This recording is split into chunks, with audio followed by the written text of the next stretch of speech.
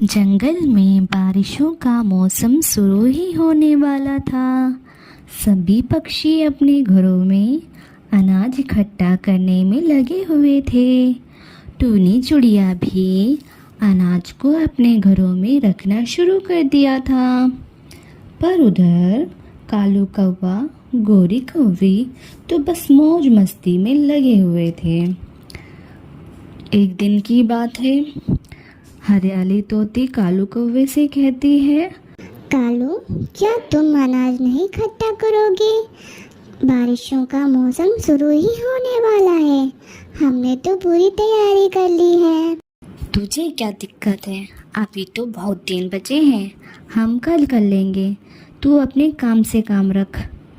देखते ही देखते कुछ दिनों में घने बादल छाने लगते हैं और बारिशें भी शुरू हो जाती हैं। सभी पक्षी अपने घरों में बैठकर बारिश का लुत्फ उठा रहे थे। बारिश तो बंद होने का नाम ही नहीं ले रही थी। बहुत दिनों तक लगातार बारिश हो रही थी, जिसके कारण कालू कौवे के घर में पड़ा हुआ अनाज खत्म हो गया था। कालू जी, अब तो हमारे घर में अनाज भी खत्म हो गया है, हम क्या खाएंगे? और ये बारिश तो रुकने का नाम ही नहीं ले रही। अगर हम उन पक्षियों की बात मानकर अनाज इकट्ठा कर लेते तो हमें यह परेशानी न होती। कालू जी, मैं कुछ नहीं जानती हूँ, मुझे तो अनाज चाहिए, चाहे आप चोरी करो या डाका डालो। मैं कहाँ से लाऊंगा? और बाहर इतनी तेज बारिश हो रही है, मैं तो नहीं जाता।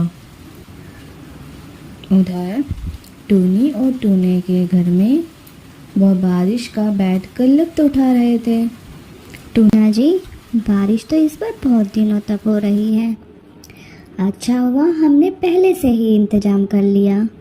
पूरी बारिश के मौसम में हमें टेंशन नहीं। हमारे घर में तो अनाज भरा हुआ है। हाँ टूनी, इस बार तो पहले से भी बहुत ज़्यादा बारिश हो रही है। फिर वह दोनों आराम से खाना खाकर सो जाते हैं।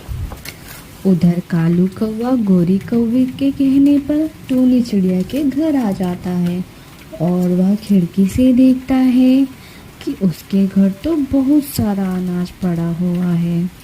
वह धीरे धीरे अंदर घुसकर अनाज की चोरी कर लेता है और घर आ जाता है। हो जाती है। टूनी जब उठती है तो वह देखती है कि उसके घर में तो अनाज बिल्कुल भी नहीं है। टूना जी उठो, देखो हमारे घर तो चोरी हो गई है। हमारे घर का सारा अनाज चोरी हो गया है। ऐसे कैसे चोरी हो गया? हमने इतनी मेहनत से वह अनाज इकट्ठा किया था। तभी टूनी की रोने की आवाज़ सुनकर पास में रहने वाली टूनी की सहेली हरियाली तोती वहाँ पर आ जाती है। टूनी, क्या हुआ? क्यों रो रही हो? फिर टूना सारी बात बताता है।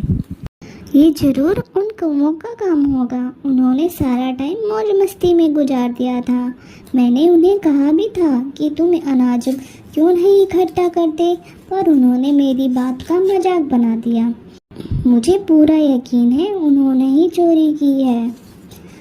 हमें उनके घर चलना चाहिए।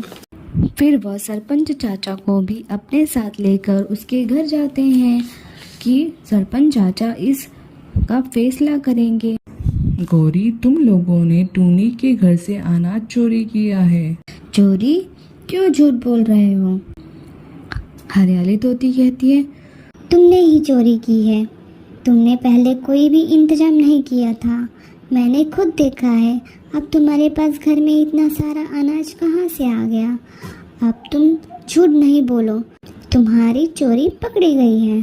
तुम अभी के अभी सारा अनाज टूनी के हवाले कर दो, नहीं तो मैं तुम्हें इसकी सजा दूंगा। फिर कालू कौवा घबराहट में सारा सच बता देता है और वह अनाज टूनी को दे देता है और उन्हें अपनी गलती का एहसास भी हो जाता है और वे अपनी गलती की माफ़ी मांगने लगते हैं कि आगे से वो किसी के घर चोरी नहीं करेंगे और समय रहते ही सारा इंतजाम पहले से कर लिया करेंगे।